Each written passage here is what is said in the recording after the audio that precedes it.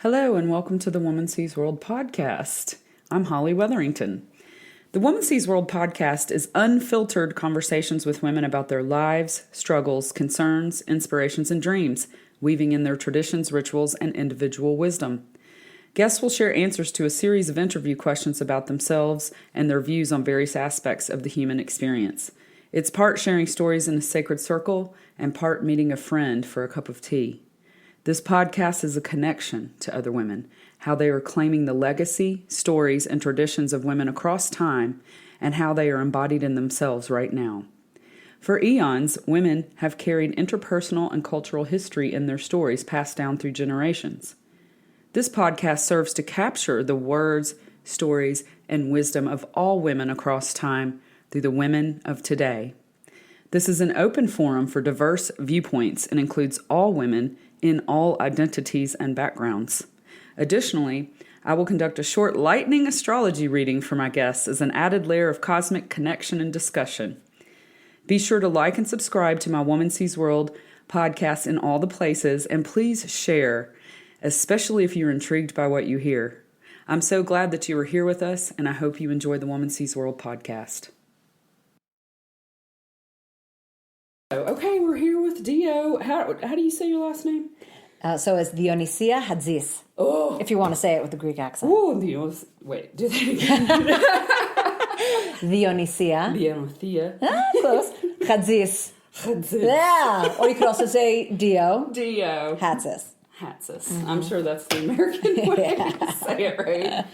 It's a beautiful name. Thanks. So is that a derivative of Dionysia, the Dionysis? Dionysis, yeah, is a passed down. At least two grandmothers are named Dionisia on my maternal side. That's beautiful. Mm-hmm. That's so cool. So it's a female version of Dionysus. Yes, I think so. You've always felt like proud of that name. Very proud, very connected to him.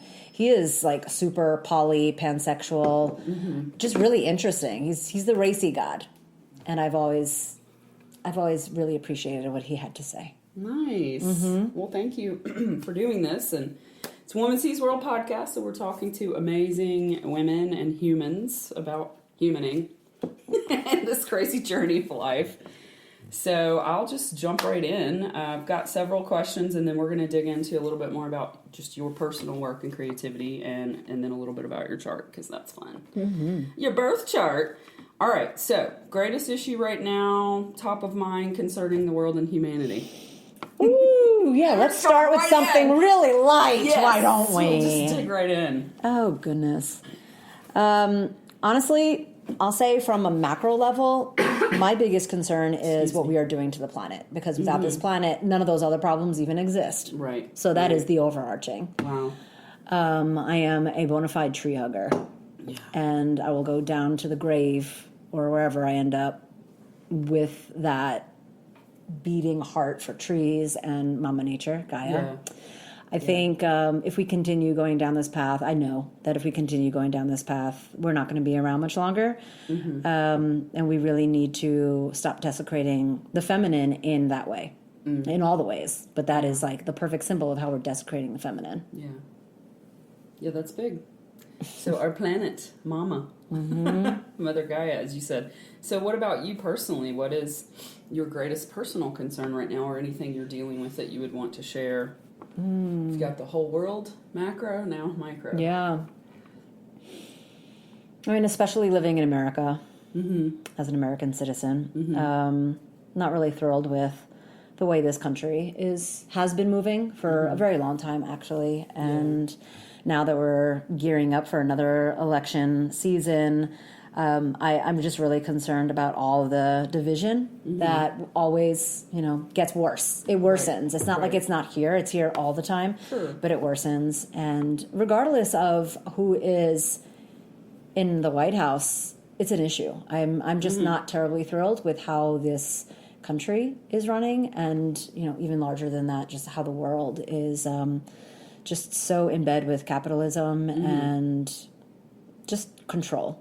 Yeah, I was going to say, to expand, like, I'm assuming you mean the greed and the capitalism and the value system. Yeah. The lack of... Yeah, it's like against everything that's in my bones, in my cells, in my DNA, in my belief system. And yet I find myself, chugging along, doing the thing, driving my car, filling up with gas, buying whatever I need to buy, and also being like, I don't want to do this. How do I unsubscribe? How do I unsubscribe from this newsletter? I can't spam it. It's not going in my spam box. So I don't know what to do. It's a huge conundrum. I want to unsubscribe from humanity. Yeah, I love that. I'm going to totally use that. It was stated right here. But that's great. Because we can from so many ideas, but you can't unsubscribe from driving a car or using gas if you drive. You can use public transportation, but depending where you live. You have to, depending on where you have to make so many concessions and do so many things yourself to try to get off the grid or at least live less on the grid and more on yourself. Yeah. More in coherence with divine nature. And you don't even have to, remove the divine part if that's not your thing. Sure. But living in coherence with nature, which is exactly what we are. That's something that, every minute of the day, I'm like, how can I be closer to living with her? In communion. What do you do to be closer to her? The big ones are, gardening feels like a reclamation and is such a revolutionary act these days. Even just plucking my little tomatoes off my tomato bush is such a huge deal. I don't have to buy tomatoes this season. I just did that this morning. Right? Every day. Feels so good. Yeah, and just tastes so much better. So gardening, communing with nature through the plants and the herbs, and being a folk herbalist, constantly being aware of the phase of the moon. I know I'm talking to my brethren here, so you get it. Sure. But really being so connected with the environment around me and taking that time to be really grateful for all that does exist. That's awesome. That feels like a big step. I think this is probably going to answer this question, but that wasn't it. How do you deal with stress or regulate your nervous system? What is self-care for you? Definitely deep breaths. Yeah. I'm a born and bred New York City girl, so I was not breathing. Yeah. For a very long time. Yeah, it's really high up here. And even, I had started practicing over 25 years ago. And even in my yoga classes, it was generally to take a day off of the gym, just to do something in the gym, but not be lifting weights. And it took many, many, many, many years of practicing yoga and then really getting into pranayama until I started to notice the power of the breath and how I wasn't breathing and I wasn't breathing correctly. Wow. So that really started becoming more prevalent for me as I got older. Cool. And taking the breath before I'm about to say something big, before responding to someone. We were just chatting before this about being a super fiery person. I often wasn't breathing before I was about to drop a bomb on someone with my words. So breathing is huge. It definitely changes the words you end up using a lot of times. And even the delivery is different. It's like it lubricates the words. Taking a long breath. Feeling.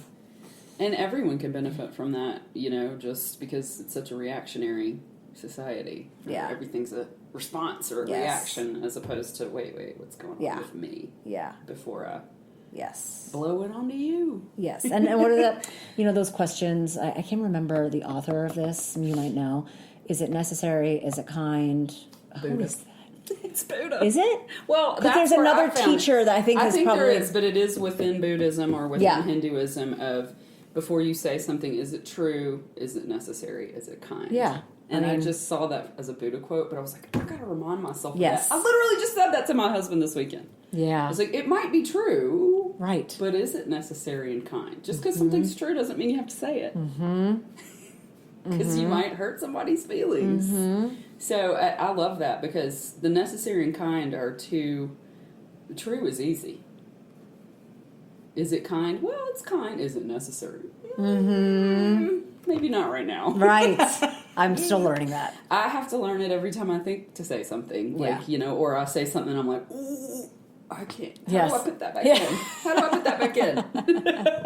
See, we need another unsubscribe, delete option. Yeah, delete. Pre-delete before you saw the text. Filter. Well, so what gives you, in general, daily hope or optimism for? Because, I know we talked about issues and sort of fears of what's out there. What brings you to hope or optimism? Yeah.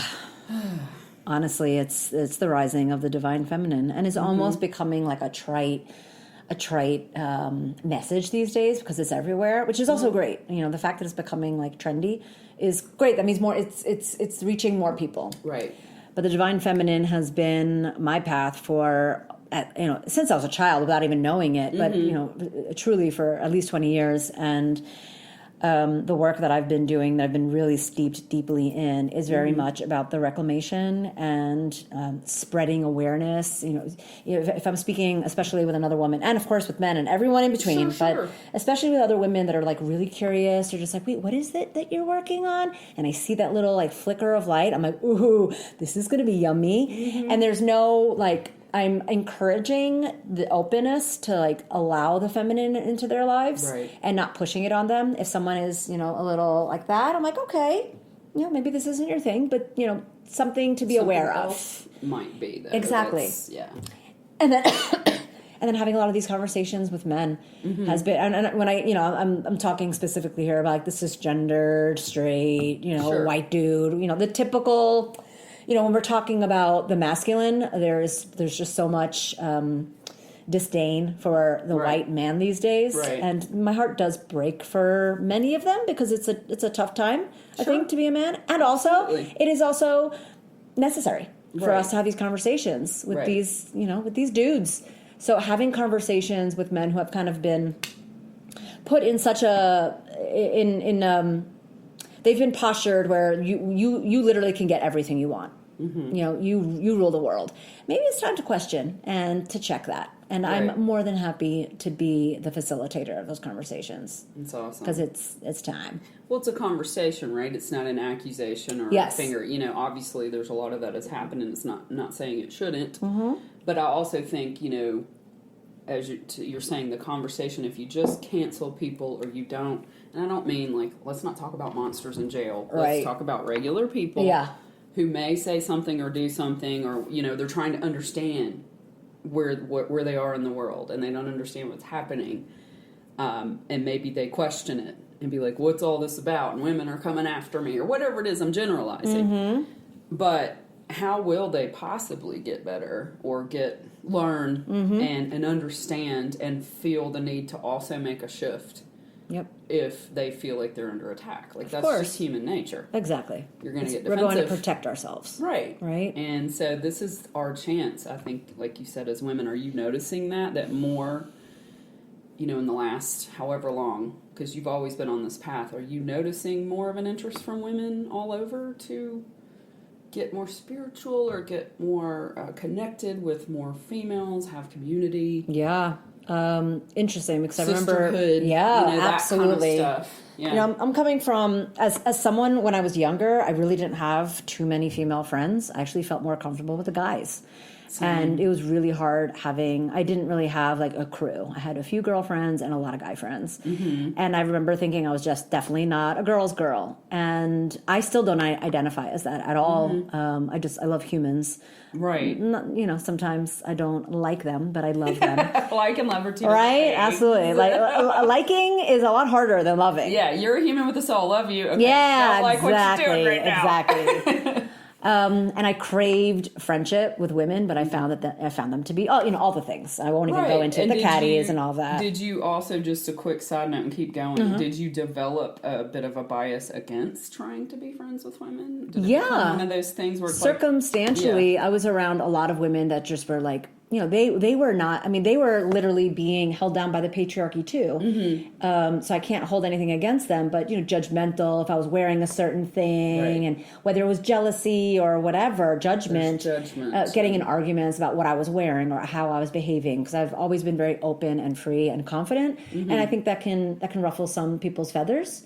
It's harder to do when you're a woman, just in this, at least in the American society. Yeah, we're trained to not be that. Right.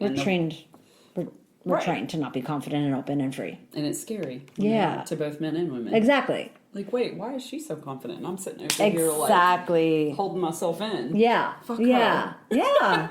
And all it did was just kind of instigate more of my toxic masculine within me, Yeah. I was getting in fisticuffs when I was younger, literally like, verbal. And sometimes it would get a little, physical. It was my New Yorker, the New Yorker in me. And an Aries, come on. Exactly.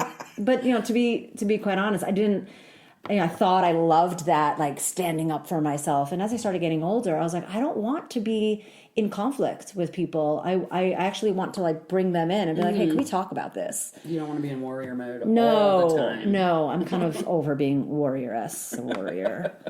But so what happened was, as I got older, that was when I found myself in community with women and being part of like goddess circles and moon circles. And it came later to me in life, even though I'd always been very drawn to the divine feminine. Being in community with women happened in my 30s, early 30s. And yeah, now I'm noticing, also dependent on where I'm living at the time, that more, I mean, obviously we're here in the Boulder area. There's just a desire, a thirst, a hunger. It's here. It's very alive and well. Whereas maybe in other parts of the world, it wouldn't be. Sure. But it is definitely becoming more and more pronounced. For sure. That's great. I mean, that allows for more conversations like this and to expand it outward to areas where there maybe aren't as many people who are just in it. Yes. What are some of your favorite, or do you have any like a family tradition passed down, or ritual or ancestry? Like, is there something that you've been doing since you were little that grandmother taught you, or just anything? So my tradition even? My maternal grandmother passed away quite early, and she was in the States. I was like 4, so I don't really have that many memories. And my grandparents on my paternal side were both in Greece, and there was a language barrier. I spoke very limited Greek when I was a little girl, so there wasn't a lot of conversation. But I mean, this isn't a ritual, but there's a memory that I have of my paternal grandmother of... she lived until, I believe she was 102. She had this long mane of thick gray hair. She never went fully white, or at least the last time I had seen her was probably 10 years before. So I probably saw her in her 90s, and she still had thick silver hair, and she wore it down to like her butt, right? Nice. And every night she wore it in a braid, and every night she would like painstakingly take out the braid, and I would see her gorgeous waves, just like literally dancing down her back. And all the way down to her butt. And I remember thinking she was so wrinkly, from being, like a farmer, just being in, outside, it was very outside in the sun. And she was just so beautiful. And I remember really appreciating silver hair. And as I got older and I started silvering, I don't like saying gray. I started silvering quite early. Yeah. I started silvering in my late teens, and I would pluck them out. I didn't really like them, and then as I started getting older, I started to really change how I looked at my hair and beauty and being a woman aging, and I started to really want to let the silvers shine. And I noticed a lot of other people had a problem with it. Some family members and some friends, mostly women, had an issue, and they would ask me questions, or why aren't you dyeing your hair? And I was just like, why does my hair bother you so much? And as I started really getting older, I was like, there's such beauty and wisdom in aging. Right. And I had a beautiful symbol with my grandmother, who I don't think she even thought about putting a box of dyeing chemicals in that gorgeous hair. Definitely didn't. Never considered so having that as a mentor, as a model of aging was, so it was not a ritual, but but that's a memory that really stuck. Not everyone has them, but I think it's interesting to hear women's either traditions or rituals or things that they have either found or was passed down. It's just nice to hear that. So that leads to the next question is, do you have a spiritual or religious ceremonial ritual practice? Like, explain your woo. Yeah, explain your woo. Oh, that's another way. I know, and some people are like, I don't like woo. I'm like, whatever, you don't have to like it. I think it's fun. Yeah. I think it's fun. Mine continues to shift and morph, but it's definitely along the lines of paganism, witchcraft, and very much over the past several years, it's been kind of a reclamation of the red rose priestess path. So I'm actually in a mystery school. It's a many years long program of learning the art of anointing. So I've been working with sacred holy oils and anointing myself every morning and anointing my loved ones, and just reclaiming the path of the Magdalene and the red rose has just been, where have you been all my life? You know, I always pretty knew amazing. there was something there, and I didn't know how to find it. It's just like going through the maze and continuously like getting to doors that are locked and being like, I know there's a key somewhere, and I've finally found the key. Wow. And you've always, I'm guessing, you've always looked for or sought self-taught, you know, spirituality, metaphysics. Yeah, the mystical side of things. Definitely. Both Yeah. like, you know, reading books and then being in schools, a lot of training that I've received over the past 2 decades. And what I love about this one specifically is you can be in a mystery school and have passed down wisdom, which is what I'm doing. And also, a lot of this is just purely experiential, where you connect with the divine. And it's literally like our body temple is exactly where all the wisdom is. And I love that there's no gatekeeper to this information. Right. It's available to me. And yeah, I mean, there's books that we can read, and there's practices that we can glean from others. Or levels, But no one is between me and the divine. The divine and me are one. And that feels, you know, I had dabbled in Hinduism and my yoga practice. I'm like, this isn't really mine, but maybe this is it.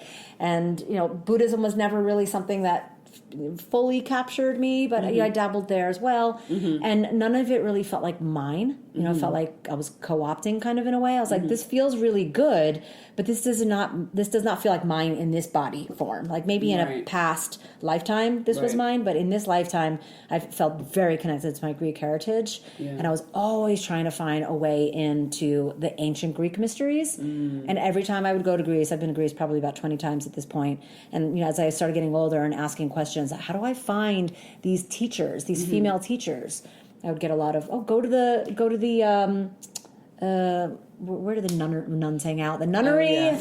Nunnery, go to the monasteries. I'm like, no, that's not it. I want like ancient Greek wisdom, like the Pythia and Dionysis, and now it's finally coming to me. Yay. It took me many, many years to finally find the door in, and I'm like, this is mine. This like, it resonates. I love that. That's so cool. I've definitely wanted to learn more about the rose, the red rose, and just been reading up on it and seeing more people. But yeah, it's beautiful to have the spiritual freedom to be able to look into these things and not feel like you have to go down one road, even if you're raised with something specific. Yes. Most of us in this country would be Christianity. Yep. And no issue with Christ, by God, no. But, you know, there's infinite pathways to divinity. Yes. And it doesn't have to just be one way, so... And I am grateful that I also do have a family that has been very open to all of my spiritual shenanigans. Yeah. No one has ever told me, no one in my immediate family. Sure. We'll say immediate family at least. Right. Can't say that about, you know, the grander family. But my immediate family has always been very open and appreciative of my questing. Good. And curious, you know, they love asking questions and supportive. So that feels, I know that that's a struggle for some people where if they do want to explore, they also feel the pressure from the family. So my heart definitely does go out to those people that do want to quest and that feel that pushback. So I am super grateful that that has been more easeful on my end. And I think, to your point too, a lot of these ancient secrets and mysteries have been, there's more transparency now. People are opening up these things more as well because the world needs it. We don't necessarily, I mean, I don't know how long this will be true for, but we don't have to worry about getting burned at the stake. Yeah. You know, like people did. I mean, I am a little worried. Come out of the, what is it, the forest. Yeah. We can come out of the forest. Or the witch's closet. The witch's closet. Yeah, I actually have a necklace that I'm not wearing today that says witch. And every time I put it on, I'm like, I am so lucky. And I don't use that word. Yeah. I always say fortunate. But that feels lucky that I can wear my witch necklace and not, you know, get killed for it.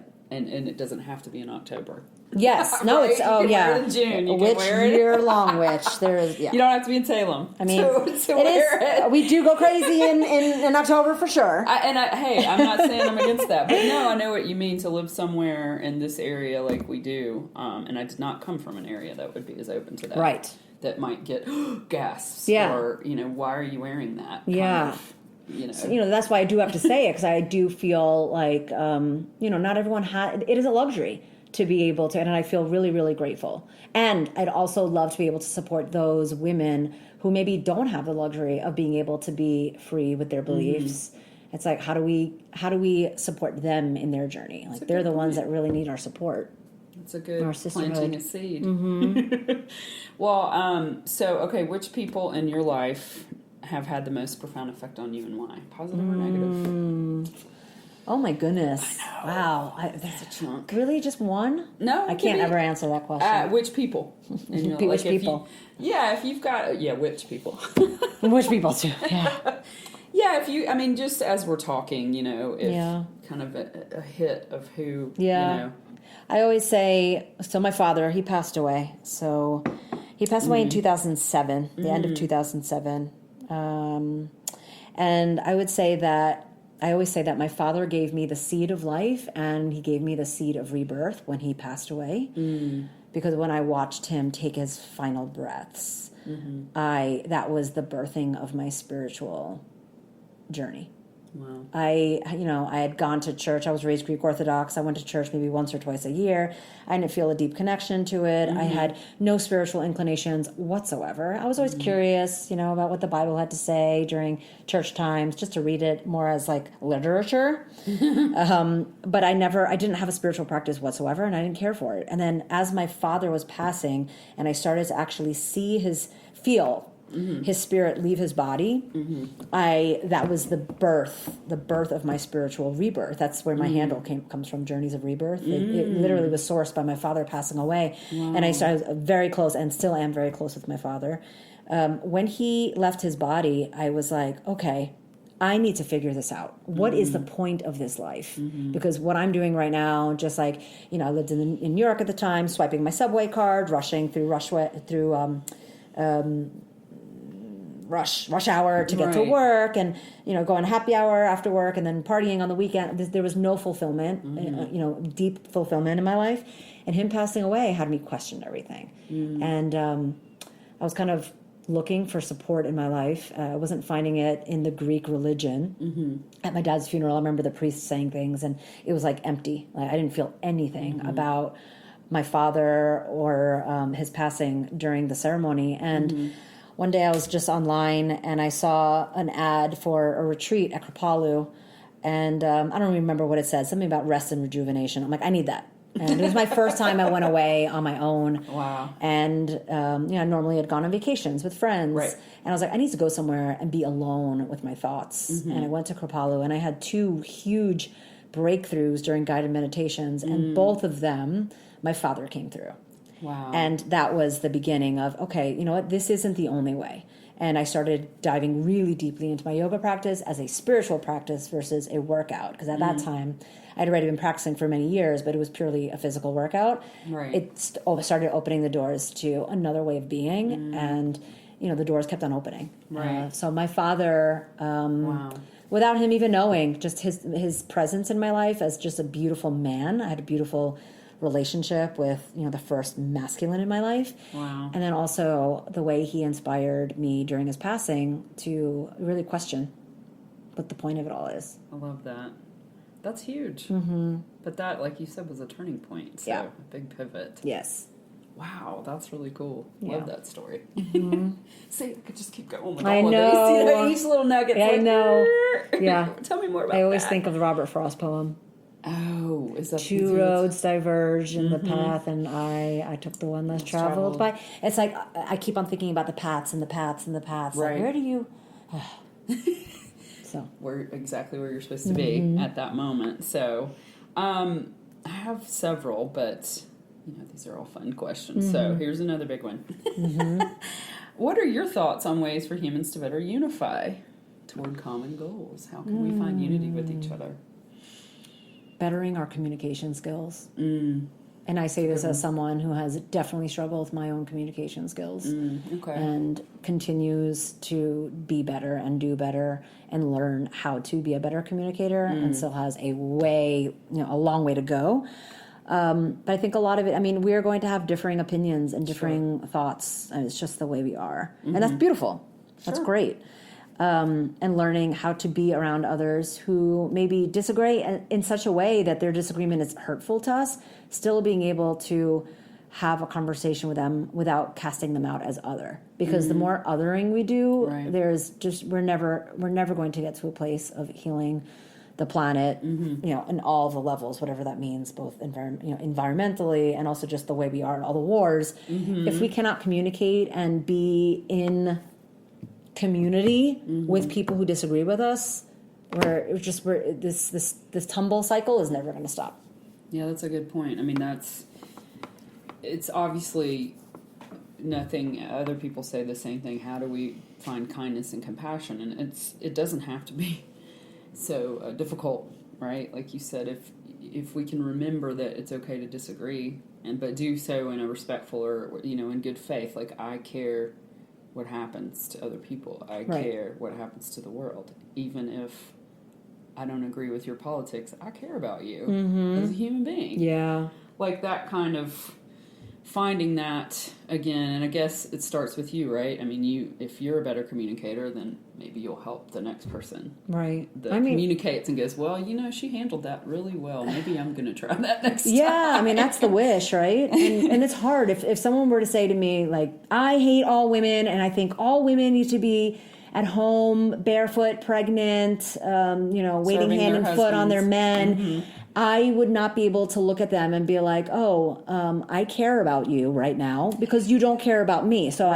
that is, when your own survival is on the line, like, I don't want to paint this like beautiful rosy picture of let's just care about everyone. Right. When your own survival is on the line, it's really hard to look at that person who wants you to pretty much your life to come to an end or to a very small point, for their comfort. It's really difficult. And so how do you move past that with a person?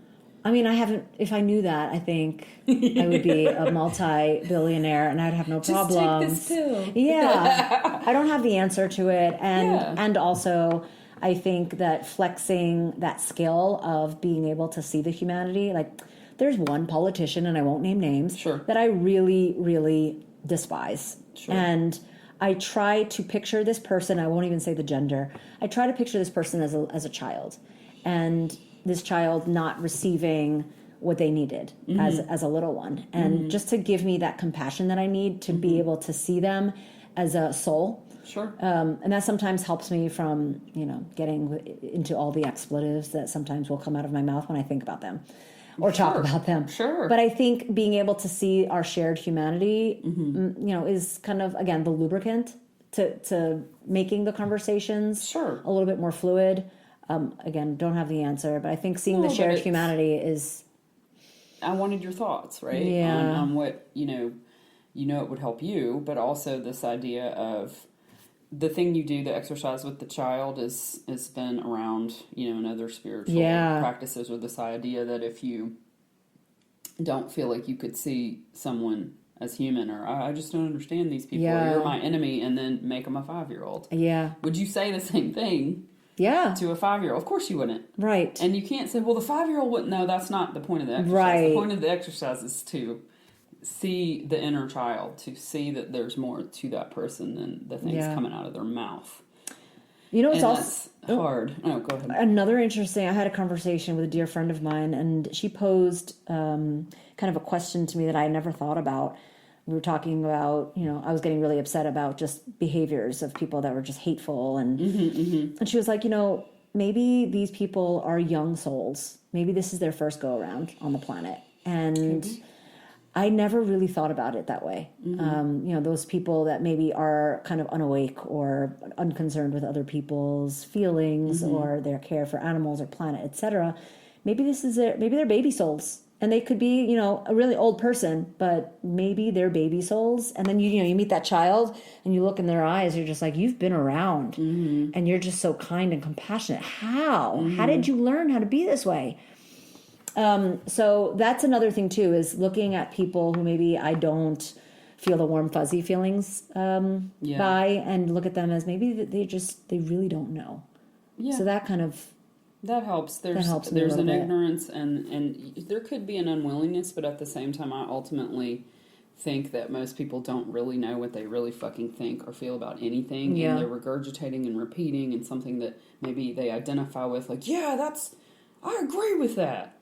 And maybe there's not enough self-discovery or self-relating to what they actually think or feel. I mean, I may be being a little optimistic. That's the Sag in me. But I'm like, there's just no way you feel this way. Like, I don't even believe you. Like, when people say stupid stuff, I'm like, I don't even believe that you actually believe that you feel that way. It's just maybe you feel like you belong to this group. Right. It's easier. Some other trigger is making you jump on a bandwagon of hate that maybe if somebody was nice to you in school, I don't know. It's all these little things that we can't fix all of it. But I do think the communicating will help.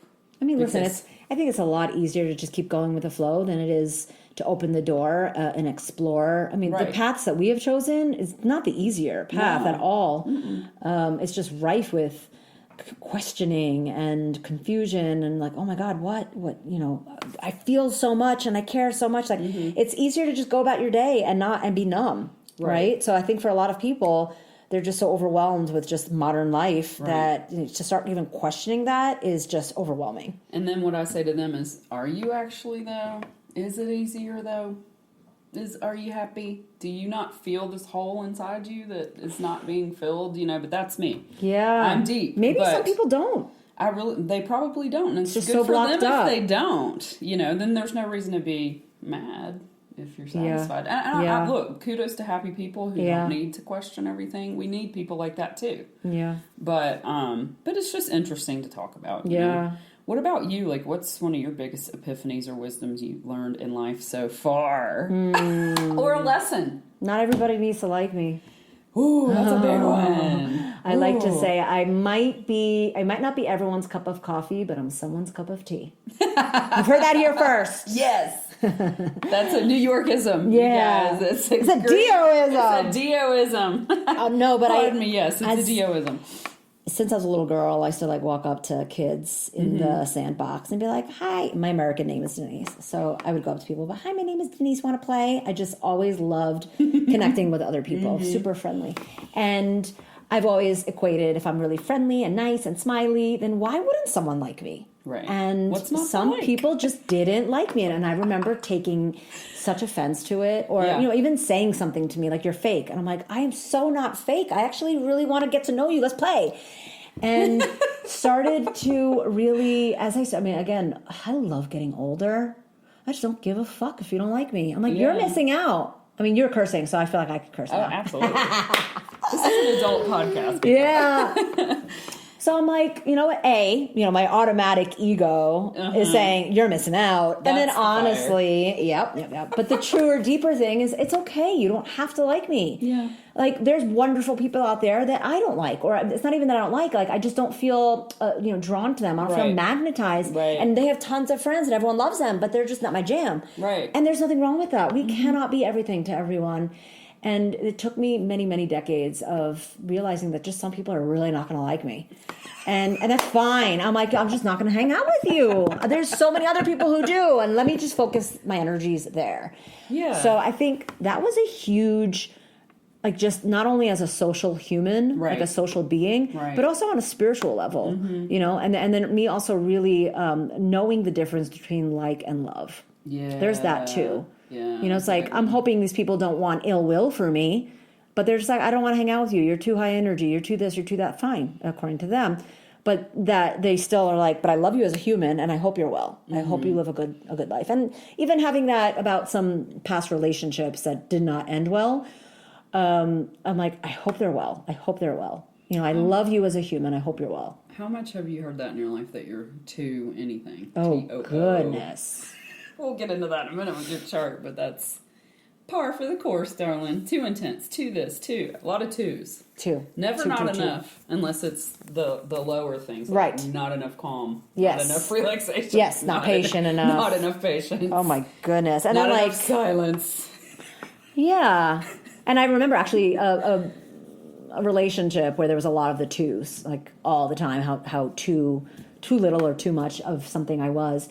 And also wanting so badly this person to be enamored. Yeah. And me actually, which is so out of character, but me actually changing myself to fit their version of who I should be. And I lost myself, which I recount it out loud. And my current partner is like, I cannot even picture you doing this. And I'm like, neither can I. And yet I did find myself kind of self-editing or becoming like kind of morphing into what this person wanted. And I was never going to be what they wanted. Right. And I'm so grateful for those learnings, because now if anyone says to anything, I'm just like, see you later. Yeah. No, it's hard to not, as a fellow fire sign, a sister fire, to get offended. But that's part of the journey of people with a lot of energy and fire is you have to be okay with people not liking you or thinking you're too much, and instead of taking it personally, like, well, you just need to put your sunglasses on. It's too bright for you. You'd be like, okay, I got it. You know, because it does hurt your feelings. Sometimes you're like, what? Especially when you're showing up in the best possible and you're like, way. oh, I'm so fun. Look at me. Yeah. How could you not look at my smile and I'm being nice to you? Yeah. But that's a huge lesson, and people who aren't necessarily bubbly and fiery like us feel the same way.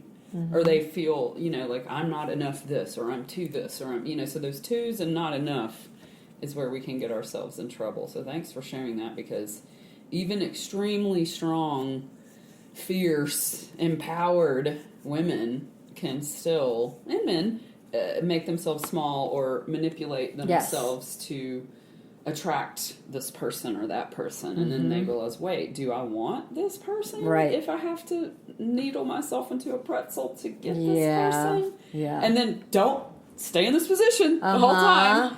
Don't change, or they're gone. Your ass, you better have a chiropractor in bed with you. So, this is the last big one, and then we'll get into a little bit more about your work and your chart. So, I love this question, and it is cliche, but I love it. It's a good one. If you could say something to your younger self, if you could give advice to little Dio or young adult Dio, you know, what would it be, and what age would you choose?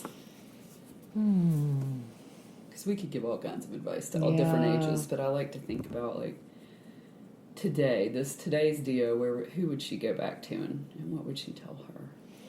I think I would probably go back to 17, 18-year-old version of me who was so concerned with, like, the intellectual education that I felt I needed. I really wanted to go to art school really badly. Like, I was spending all of my time in the art room or in the photography studio. And I was like, but I'm smart and I need to go to a really smart school, which I ended up doing. And I spent the majority of my time in this very smart school in the art studio anyway. So I think I was just so concerned with making sure that I found a career where I was going to be able to make a living, and I didn't want to be a starving, struggling artist. I would have told myself, just follow your heart, your dreams, the success will follow. Doesn't have to fit a certain checklist that Yeah. you've made for yourself. That's a tough one. Yeah. All young adults, anybody that might be listening, and it may be a while, but eventually this will make the rounds. Yeah. But honestly, I feel the same way. It's like you can't know that at 17 or 18, but you don't have to be who you think you wanted to be when you were this age or that age. Like, you will continue to change and grow, and if you change your mind, it's okay. Yeah. Or you pivot, or you're That's like, the whole point. I know I really, really wanted this thing, so I have to keep wanting it because I've always wanted it. But maybe I don't want it anymore. Gasp! No, I have to still want this thing. And it's really hard to break that. You do have to go through a little bit of life, I think, sometimes. But it's nice to hear that. Yeah. Because nobody ever really said that to me. Right? Yeah. Like, you will change your mind a lot. Yes. And 15-year-old you, 18-year-old you, your 30-year-old self does not need to be beholden to 15-year-old you. I mean, I think it's crazy that anyone going into the college application process, if that's to their pleasure, has to figure out, at this point, I don't even know if I would go down that path, to be honest, but to go, and I'm grateful for my education, of course. But to, like, say, I know what I want to be at 18, like, I thought I was going to be a biochemist. Because I loved being in the lab, too, because, science was so interesting to me. So you were going to be like a scientist artist, and you were going to fund your art by that's being the thing. A scientist. Just like now, like, I love the arts. I loved science. I loved reading. There's so many interests, and I felt like I needed to siphon myself into one track. Yeah. So I went in as a biochemist, got a D, and dropped out of one of the classes, and I was like, that's obviously not happening. And then I ended up thinking I was going to be in political science. So you cut that shit, exactly. I'm like, screw that.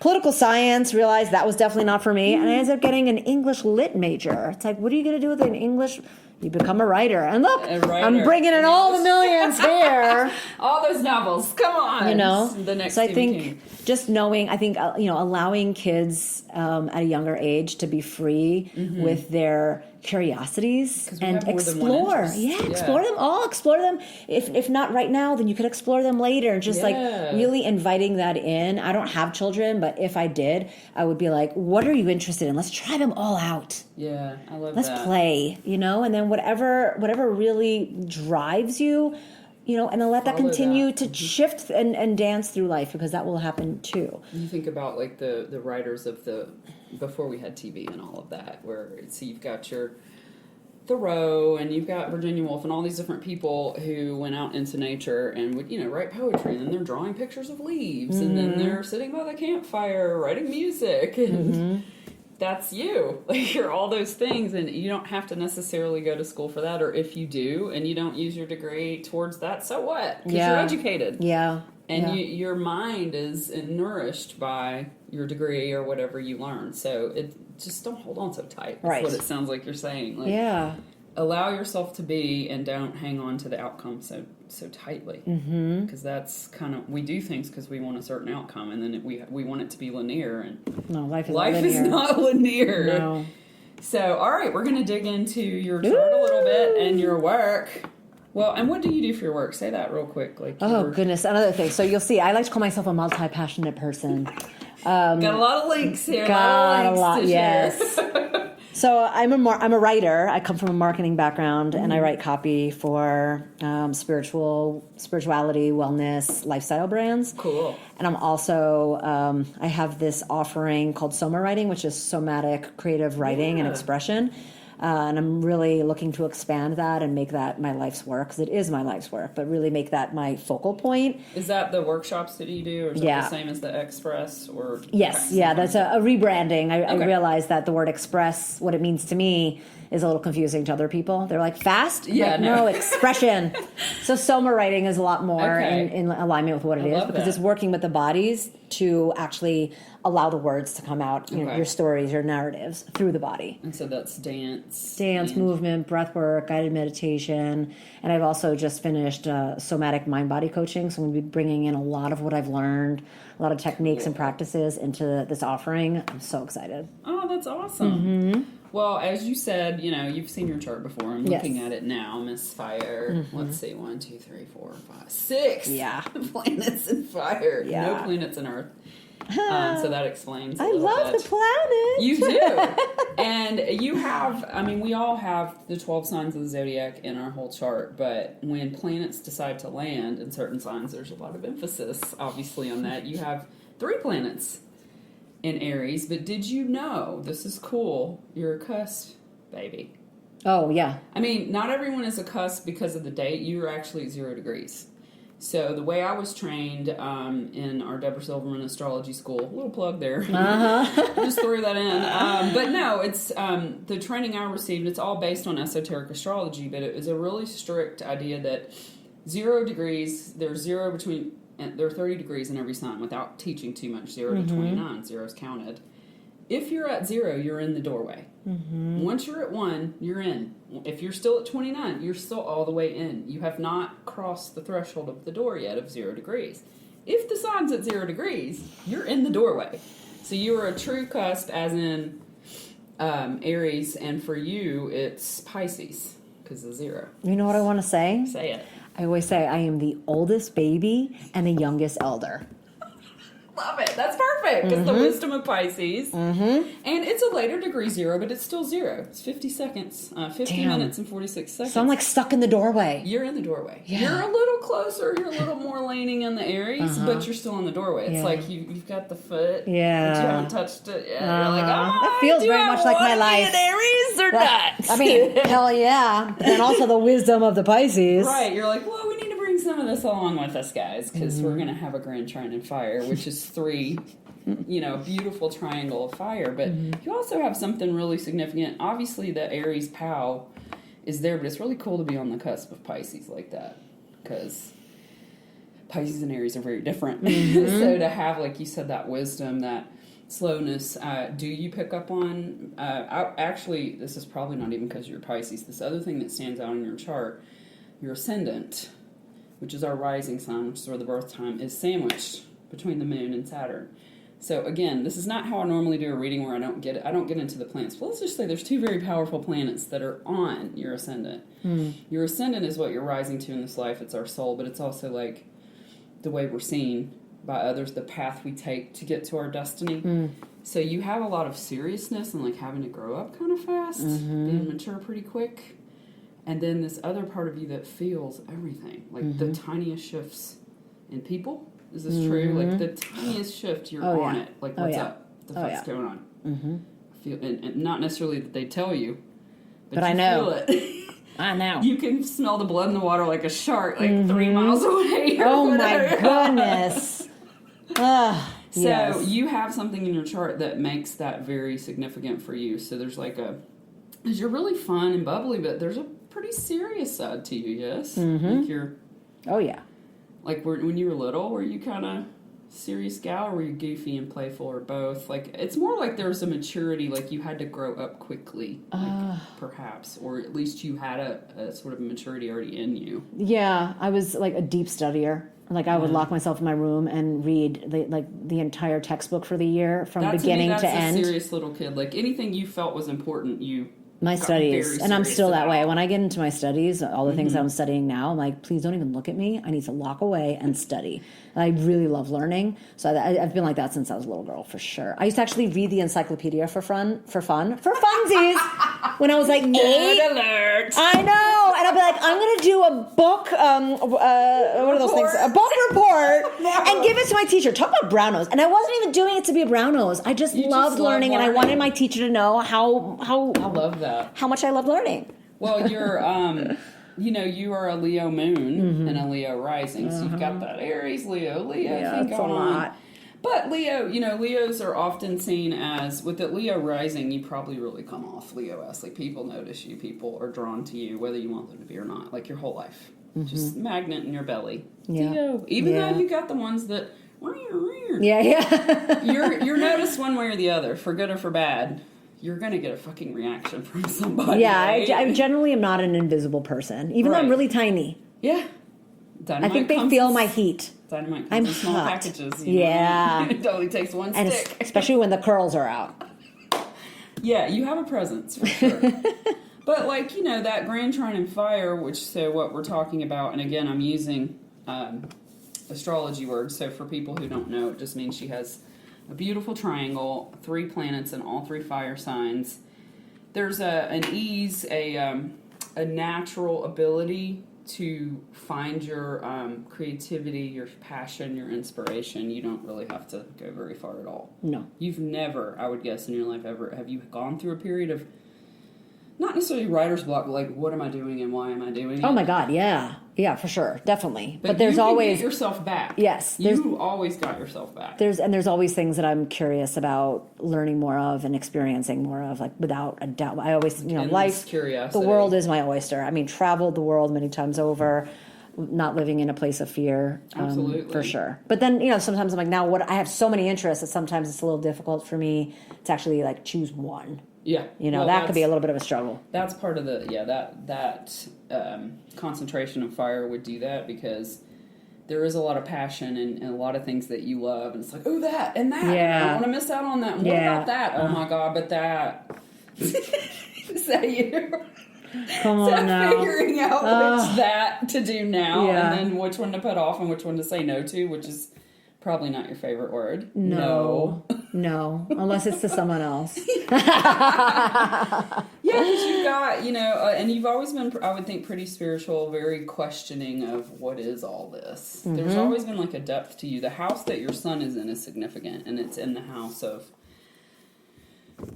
death, rebirth, taxes, money, inheritances. Does that resonate for you? The death and rebirth, for sure. Yeah, it's funny, journeys of rebirth, but it's in the house of transformation. It's a house that you can't. The placement in your chart, when I say house, is where your sun is. It's undeniable that you would have, even if you didn't have all this fire, you would have a presence from that placement, because, or at least there's such a depth maybe an intimidation to people. Have people been intimidated of you? I mean, that's kind of duh. I know, and it's funny because I'm like, me? You know, I never understood it, especially men. And I just did not understand. Yeah. I mean, you again, with that, all that fire, yes, you know how fire works. So if you've got, like, you're like this goddess walking around in a sense, but at this, and that's already intimidating. But then it's like there's something inside you, like, oh, she knows some things, or don't fuck with her. Yeah. Like, it's like decide, like, I better not push too far. She looks really sweet, but I bet she's got a mean side. There's something, that people sort of just feel. They don't even know what they feel. Right. Intensity. I've gotten, a lot of people have said that I'm very intense. Do they think you know things they don't know?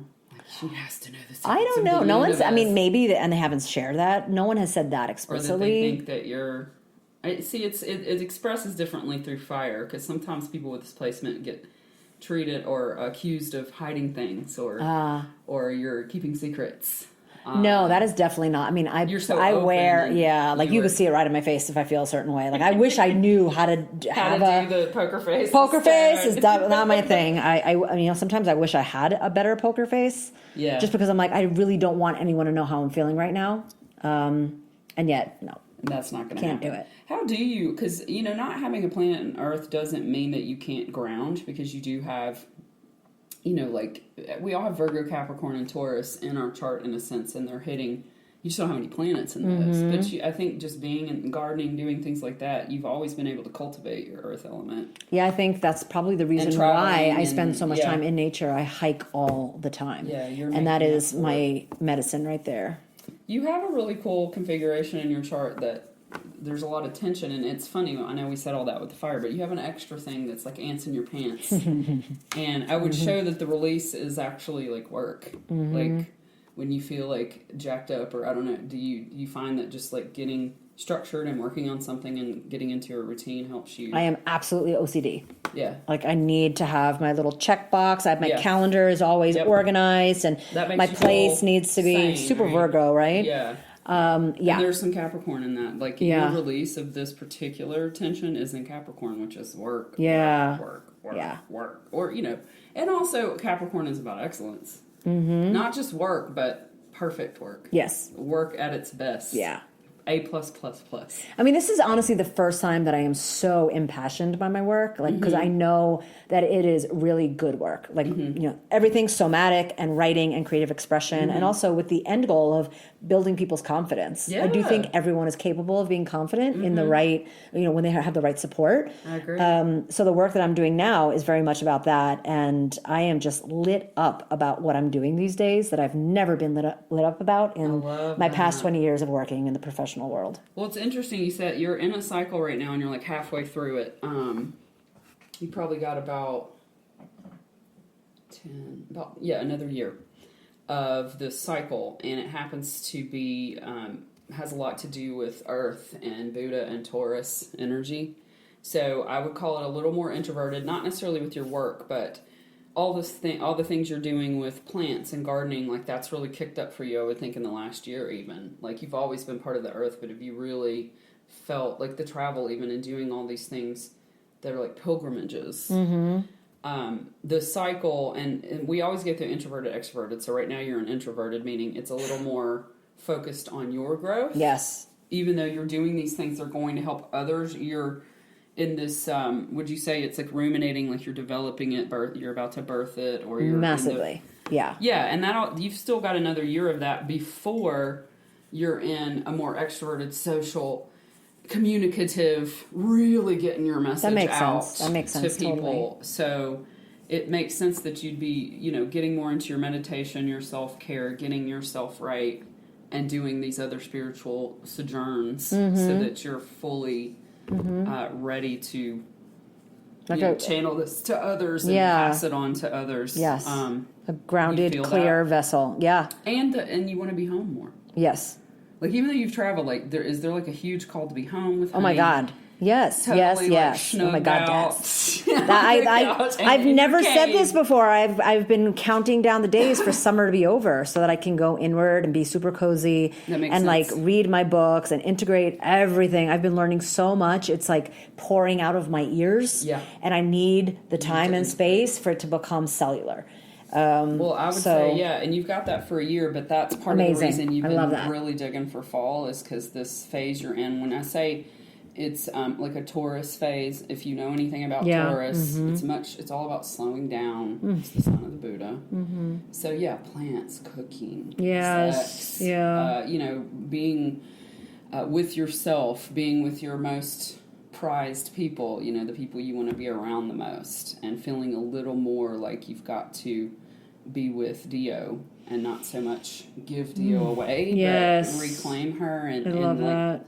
That's, and you've, like I said, you've got a year, you'll feel the call to get back out there. You'll know. You'll be like, all right, that's it. Let's do this. I'm going to put out my website. I'm going to do this. And here. So that's why I say a year, maybe more like 9 months, you'll start to feel like, all right, I'm ready to come out of this cocoon and like get the word out to everybody in a bigger way than you ever have before. Right, and that's perfect. That's exactly the timing that I'm working with. Good. So I'm still doing all of the work and hopefully bringing on clients at the end of the year or the beginning of next year, but ready to like really get my work out there. If you think about a Taurus cycle, that's Earth and it's work, and Taurans love to work. Yeah, like all the Earth signs love to work, and Taurus is like the bull. They dig in. And also I get it when you love what you do. Like work is not work anymore. It's just like I can't wait to do this, and I finally feel that. I'm so pumped. So happy for you that you feel that, and it's taken you all of this time to get here to this place. Yeah, because a lot of it has just been like, putting like the ingredients together. And now the recipe is ready and it's time to spend time in the kitchen. But so now it's the first time. Like you're mid-40s, like me. Said that with a whisper. But no, I do like getting older too. It feels, there's a lot to be said for experience and for all the youthful insecurities and messages and narratives kind of dissolve. Like, no, I am owning who I am and what I'm all about. And not worrying about what other people think. Yeah. And also just being so external. I've spent my entire life being so external that, and like extroverted, that I wasn't really spending the time. Like, it's a very buzzy word these days, but for real, I have not been integrating my own life. And now I finally feel like I have the spaciousness to do that. And I'm going to be a better human for everyone that comes in contact with me when I have that space to actually like let everything sink into my bones. I love that. And this final, you pretty much said it, but I feel like it's leading to, I guess, one of my big, it's not a theory, it's just what I put out with my newsletters and everything, that you work on yourself, you're helping the collective. Everything you do to make yourself level up, you're helping all of us. Yeah. Even if we never interact. Yeah. And I think that's important. You may not be sitting there brushing your hair going, I'm doing this for everyone today. Yeah. But at the same time, it's like we can't heal the world, just one person going, all right, here's what I'm going to do for the whole world. No, right here is the whole world. Yeah. It's you. Yeah. So the gifts that you offer can only help people if you feel like you're ready to give them, and they're, like you said, fully. I know it's a buzzword to say integrate, but it's also a really important thing to do. Yes. Because I feel like what happens now, and you may have seen this in some of your workshops, I would hope by the time someone came to one of your workshops, they would be ready. But, people think if I pay a fee and I check off a list that I went to this thing, that I just downloaded spirituality and it's just going to change my life. Right. No, you have to actually do the work. Yes. Have you noticed that people just want to pay and they say they did it and they're like, why don't I feel better yet? Or why hasn't this happened yet? No, because generally when people are coming to the workshop that I'm offering is more about like embodying your words. So I think what happens with a lot of people, what I've seen is that people are like, oh my God, I didn't realize I felt that way. Wow. So there's a seed of I've been planting seeds of inspiration. I'm not planting them actually. I'm just literally like helping them, till the soil. Seed or thrower, like, Aries' job is like, I got the seeds, I might not see what happens, but I planted them. Yeah, and I love that. I love just like inspiring people through and inspiring people to inspire themselves. It's not even like I want to be the inspiration. I'm like, I don't have time for that. I'm still inspiring myself. But I want to inspire people to continue to inspire themselves, to literally light a flame under their own butts. Yeah. Because I'm always doing that for myself. And I'm like, why isn't everyone doing it? Same. So it's Let really... these fire signs help you, everybody. Yes, yeah. And then, of course, what can you teach me with your elemental What can wisdom? You teach me? What can we teach each other? Exactly. I love that. I love the sharing of wisdom. We all need each other. Thank you so much for this. Thank you, my dear. There's something sister. Well, say that again. I said, thank you, my dear fellow fire sister. You're welcome. All right, I'm gonna. Where it is. Thank you for listening to the Woman Sees World podcast. Be sure to like and share if anything in this interests you. I appreciate all of you listening, and I hope you'll subscribe to my free Substack account. It's womansees.substack.com. I have a free newsletter and this podcast of the same name. Again, appreciate you listening, and I hope you'll tune in for more episodes of Woman Sees World coming soon.